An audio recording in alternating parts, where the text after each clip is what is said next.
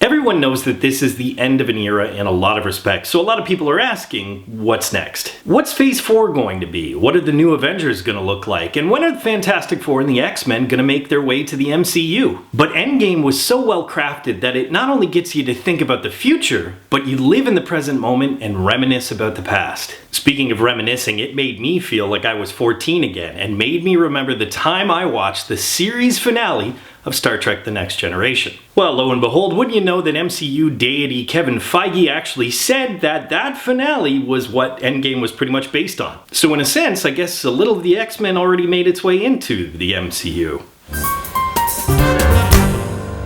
Guess what makes its way into this review?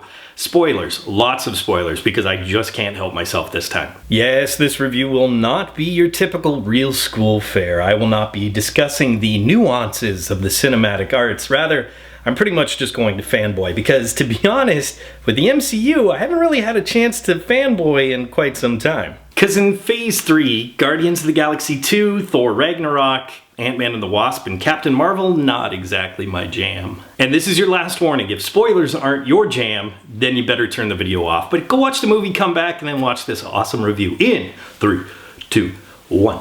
This movie, in my opinion, is pretty much audience-proof because it just has everything. But I'm going to discuss that TNG-inspired storyline first because I cannot think of a better way to close out the Infinity Saga. That time travel theory has been around for quite some time, in fact, well before either of the movies had even finished filming, because somebody posted an on-set photo of Ant-Man talking with 2012's Captain America, and so let the theorizing begin, as well as the discussions of how truly awful that Captain America suit was. Even if that is America's ass. So yes, we all thought they were going to go back to 2012 and revisit the Avengers, but what we didn't know is how many other moments in the MCU timeline they were going to revisit. And I loved every minute of that. I even loved the montage of the Avengers lying around and trying to plan where the Infinity Stones were and when they had to go back to. Because this shows that this is exactly what the Marvel team had planned all along, or the writing team of Endgame was pretty much sitting around just like the Avengers were trying to figure it all out. And either way, that's kind of fun. And kudos to that writing team of Christopher Marcus and Stephen McFeely, because as much as we have all praised the Russo brothers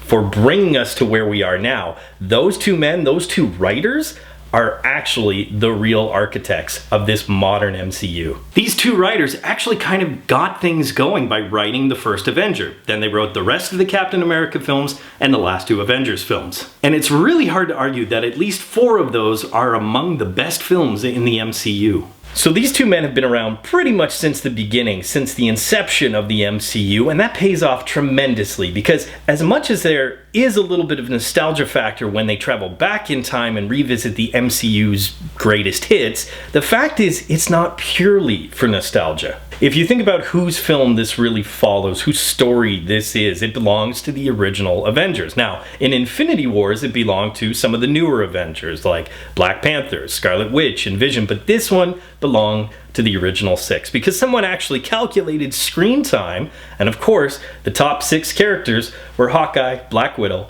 Iron Man, Thor, Captain America, and Hulk.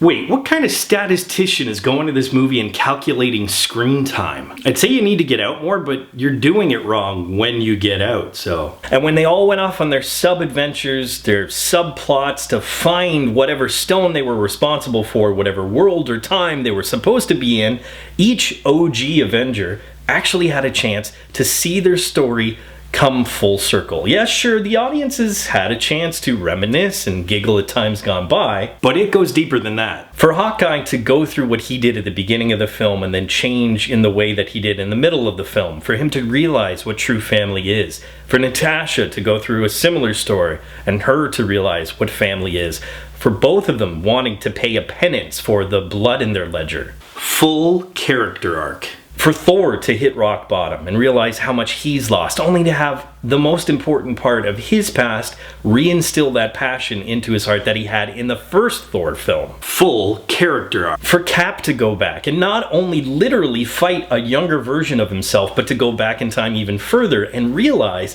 that as the world's most selfless man, sometimes saving the world also means saving yourself. Full character. For Tony to have an adorable little girl, to show that he's an amazing father, only to go back in time and have closure with his father, to show that Tony can be the universe's most selfless man when he started off as the most selfish man in the MCU. If you think about the cyclical nature of each one of their storylines and how many brilliant touches there were just within that, you start to realize the scope of this film and how many brilliant touches there actually were. There were so many fanboy moments, little Easter eggs and nods to the audience that I'm now going to try and recount in no particular order. And this is only going to be some of them, but I've talked about the reliving of the Avengers, but what I really liked is it was from a different perspective, which is a lot of fun. That nod to the elevator scene in Captain America's Civil War. The fact that Cap says, "Hail Hydra," and kind of takes back that moment from the comics that made so many nerds upset. Bringing back the Ancient One, Pierce, Sitwell, hell, even TV's Jarvis. Actually, I'd say using Natalie Portman's rights was probably the hardest thing to do. Cap lifting Mjolnir, Cap literally passing the torch to Sam by giving him the shield, and a partridge in a mother pear tree. The fact is, there were so many moments, so many memories that are going to be made because of this film, but you know what? There's only one that this Jay Giant fan wants to talk about. This was my favorite representation of the Hulk on film, and I cannot tell you what that means to me. I cannot tell you the weight that's been lifted off of my soul, because for the past two films I either got a tries too hard to be funny toddler or a Hulk with performance issues. No wonder Betty never came back. I always loved Ruffalo's take on Banner, and to see that awkward charm and that awkward humor in the Professor was just near perfect. And what I really loved is my boy Hulk got to redeem himself after not doing too much in the previous Avengers film. And you know what? He got to save the day, and not with a brutal smash of his fists, but with a well thought out, subtle snap of his fingers. It was just perfect, and it was Endgame's for the win. Also, one of my best friends said that this Hulk actually reminds him of me, and that's one of the nicest things that anybody's ever said to me. I just think it's because Big Man can rock a cardigan or a hoodie and probably shops at the big and tall section. Listen, as much as I said that this film is audience proof, of course it does have faults. There are some things that you probably shouldn't think about too much if you really want to enjoy this film.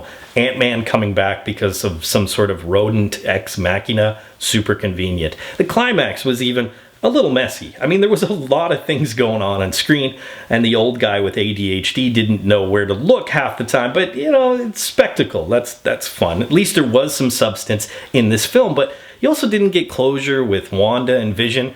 I didn't get closure with Nat and Hulk, but holy crap, true believer, it was already 3 hours. And you know what? I think this review has gone on long enough as well. I could talk about this movie for a long time. But the fact is, I really felt it was near perfect. There were some truly touching moments, the sheer range of emotions you go through. There was some heavy man-sobbing going on in my audience, and no, it wasn't for me.